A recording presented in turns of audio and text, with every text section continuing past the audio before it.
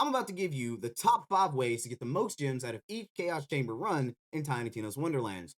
But that's not all. At the end of the video, guys, I'm going to give you a bonus tip that can help you get even more gems on top of those top 5. Let's get into it. Number 1, and trust me, I know you're no fool, but anytime you have a second objective that you can do in each one of your maps, make sure you do them each chamber run. Even if it's the melee one, which is super duper annoying, make sure you complete all the objectives before you end the map.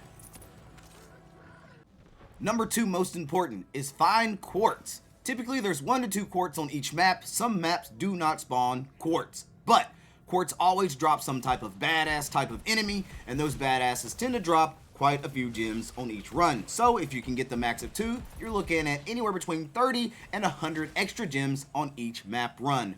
Very important that you do those if you want to maximize your gems on every single Chaos Chamber run. Number 3, and trust me, this one can be a little bit annoying, but you're going to see these little things around the map as you're killing enemies, running around, or trying to scoop up gems at the end. There's always a skull that you can find, and they come in quite a few different colors. I'm going to show you a few different times that we found them. And the reason why I want to show you is they vary in color and vary in location on each map run.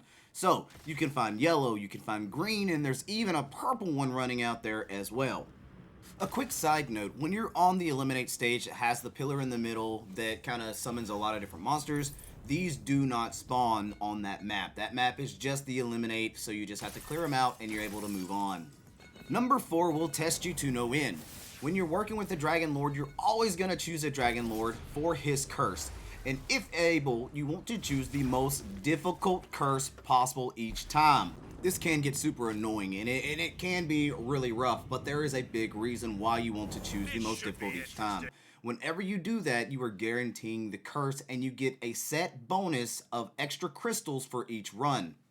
And this has a stacking effect, so each time you choose that option, you are stacking a percent on top of percent, meaning at the end of it, you're going to get the most possible amount of gems. And coming in at number 5 are elite encounters. So elite encounters makes all the enemies elite, meaning they have a higher chance to drop gems and they drop more gems. So even when I bust open this Kwartz right here, you're going to see that he's no longer just a super badass, he's going to be an elite super badass, which means he has more health, he's tougher, he deals more damage. Later in the stages, whenever you get these elite ones and you're choosing all these curses, these guys can be the bane of your existence. But they give you the most gems for each run, so it's imperative that you do these. Okay, let's recap. First, you've got your secondary objective, then you have your Kwartz, then you have your skulls, and then you have your Dragon Lord curses to stack that percent, and then you have elite. And then, of course, the last one, which I'm saving, which is, in my opinion, kind of one of the coolest ones. On the Obulus matches, you can actually farm the little mini enemies rather than killing the boss as quickly as possible. The more enemies that spawn, the more gems that drop, which means the more gems you can get as long as the boss is still alive. Because as soon as you destroy that boss, it's over.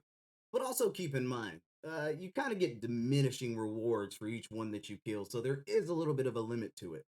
And another side note is you can most definitely do raid bosses because they grant a chunk of gems on each kill, but raid bosses can be quite difficult, especially if you're not built the right way. So, raid bosses aside, this is the best way you could possibly get in there, get the most gems, and get out, and not have to worry about dying to raid bosses and losing it all at the end. Anyway, I hope this video is helpful for you guys, and I hope this helps you get the most out of each run that you do in the Chaos Chambers, and thank you guys for watching.